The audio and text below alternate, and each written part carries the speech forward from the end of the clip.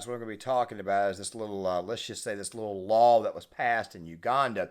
We're also going to be talking about why it is that the United States is really and truly quite unpopular in a lot of these areas.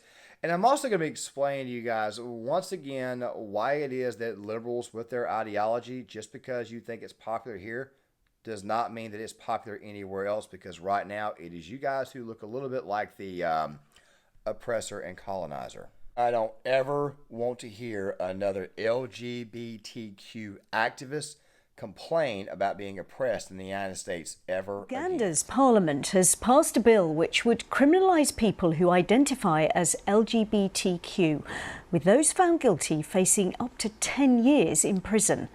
Under the proposed legislation, friends, family and members of the community would have a duty to report individuals in same-sex relationships to the authorities. Homosexual acts are already illegal in the East African country, but the bill seeks to go further and criminalise people on the basis of their sexual identity. The bill passed with widespread support in Uganda's parliament.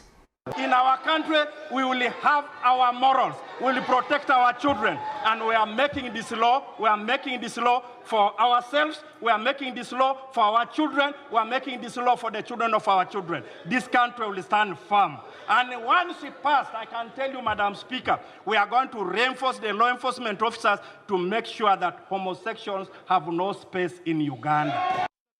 And the United States response to this was to, well, sanction these people. What is up, guys? John Claymore here, and this video right here has also prompted me to do yet a part 2 to this video, kind of a follow-up or a spiritual sequel. We're actually going to be going over the agenda and message itself. That's also going to prompt me to do a project that's going to come out this weekend, hopefully on Saturday or Sunday, so make sure you guys stick around on why it is that pop culture matters, because American culture is kind of sort of what is how do I say at this moment in time, it's kind of like the chief purveyor of all the wokeness. And as you guys can see, certain countries are beginning to, let's just say certain countries are beginning to say, we're not cool with the message. Now, guys, there was an incident that occurred, I believe it was back in 2021, where Jamaica had protesters outside the U.S. Embassy.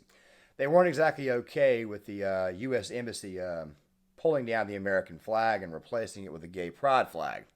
Also, to go on top of this, you also had the, what I would personally say, the cardinal sin of putting one up in Afghanistan. How brazen are we to express this type of ideology, put it on every one of our flags, and put it at every single embassy across the world, when there are a lot of countries out there that are not exactly okay with this? Now, guys, you guys know my content. You know me. I don't have a problem with a person who is living a certain lifestyle. I really and truly do not care, as long as that you are not trying to pervert kids, or as long as you are not trying to influence my way of life or anybody else's way of life, which, by the way, is what wokeness really and truly does. It's basically throwing all your beliefs in someone's face. By the way, the Cato Institute released a study on this, saying that liberals were a lot more open with their ideology.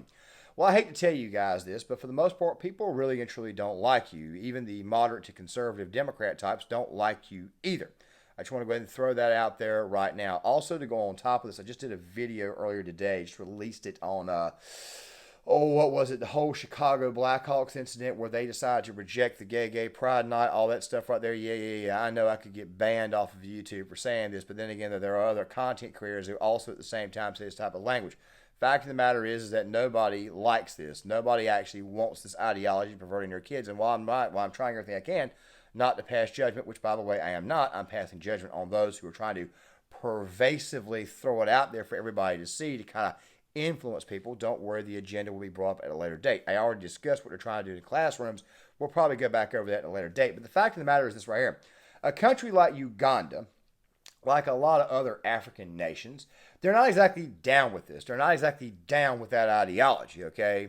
Now, I talked about this before. To all those who claim to be woke, to all those who want to pass around this lifestyle and openly profess it, I need you to really remind you right now that if you carry this to the Middle East, and I'm talking about countries like, say, Saudi Arabia, Yemen, Qatar, Iraq, Iran, Syria, you will be met with a pretty bad result. So I don't want to ever hear a single person who is LGBTQ to even come over here and say, hey, look, I am oppressed. But then again, though, In the country of Uganda, it's actually been going on for a while, this entire ordeal, where it was kind of being led up to. So I'm going to kind of play you guys some stuff, and then I'm going to kind of replay you guys the clip that we started this video out with, so that way you guys can kind of see that this entire ordeal has kind of been building up for a while. Major issues, and it's a holdover from sort of colonial Victorian, is the issue of sexual preference in many African countries. In Kenya, to be gay, the LGBT community is illegal.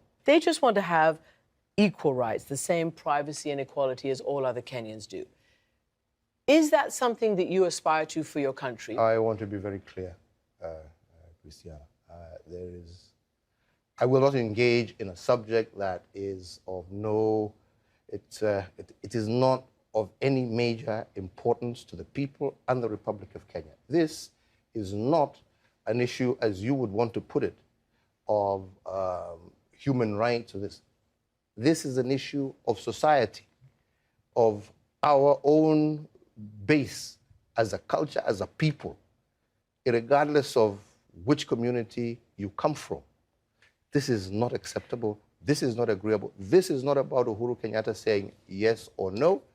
This is an issue that the people of Kenya themselves, who have bestowed upon themselves a constitution, right, they are willing to engage in, yeah, at this time and moment. In years to come, possibly long after I'm president, who knows? Maybe our society will have reached a stage where those are issues that people are willing, freely and open to discuss. I have to be honest with you. And that is the position that we have always maintained. Those are the laws that we have, and those are laws that are 100% supported by 99% of the Kenyan people, irregardless of where they come from. Western human rights groups, to President Obama, respect, to lesbian, gay, bisexual and transgender people. Respect African societies and their values. If you don't agree, you just keep quiet. Let's manage our society the way we see. If we are wrong, we shall find out by ourselves. Just the way we don't interfere with yours. Do you personally dislike homosexuals? Of course, they are disgusting. What sort of people are they? How can you go? I never knew what they were doing. That's how I've been told recently that what they do is terrible, disgusting. But I was ready to ignore that if there was proof that that's how he's born, abnormal. But now the proof is not there. Uganda's parliament has passed a bill which would criminalise people who identify as LGBTQ, with those found guilty facing up to 10 years in prison. Under the proposed legislation, friends, family and members of the community would have a duty to report individuals in same-sex relationships to the authorities. Homosexual acts are already illegal in the East African country, but the bill seeks to go further and criminalise people on the basis of their sexual identity. The bill passed with widespread support in Uganda's parliament. In our country, we will have our morals. We will protect our children. And we are making this law. We are making this law for ourselves. We are making this law for our children. We are making this law for the children of our children. This country will stand firm. And once it passed, I can tell you, Madam Speaker, we are going to reinforce the law enforcement officers to make sure that homosexuals have no space in Uganda. Facts are this right here, as you guys saw earlier. In the country of Uganda, like a lot of other African nations, like some Asian nations, they're not exactly down with this. They do not like this ideology. They basically pick you up, throw you inside of a cell, and lock you up. And I think that right there, considering the fact that the Middle East actually throws them off of buildings and executes gays, I think that what Uganda is doing here is probably the lightest of punishment if they actually want to punish anyone. Here in the United States, which, by the way, I'm going to go ahead and say it right now, I am not in favor of gay marriage. I never have been. However, I do think that it is a states' rights ordeal, meaning that the state needs to be able to decide on it. That was actually what it was perceived to be. I remember in North Carolina, my home state, back in 2012, the amendment for gay marriage was on the ballot that year in the election, and the people of North Carolina soundingly voted it down. That included some Obama voters and some Democrat voters themselves. more than likely they probably were black, but who actually were the Democrats who voted in favor of saying no to gay marriage. Of course, Obama that year did in fact come out in favor of gay marriage. I'm pretty sure you guys might remember that. Of course, he was called the first gay president.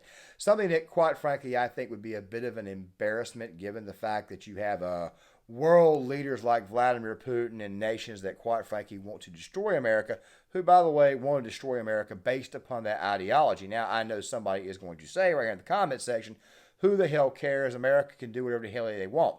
Cool. Great.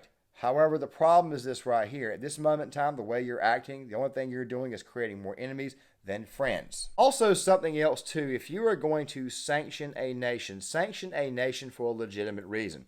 Don't sanction them over a law that they just passed in their country. Do not do that. Sanction them over them, I don't know, being belligerent to the United States. I don't know, actually physically attacking the United States or attacking the United States in some way. Sanction them over that. Don't sanction them over some law that, quite frankly, they passed in their own parliament or their own legislative body. That is absolutely insane and absolutely crazy and makes us look absolutely insane as a nation. Right now, at this moment in time, we are a stupid people. You are going to sanction them because they said, we're not down with the gay?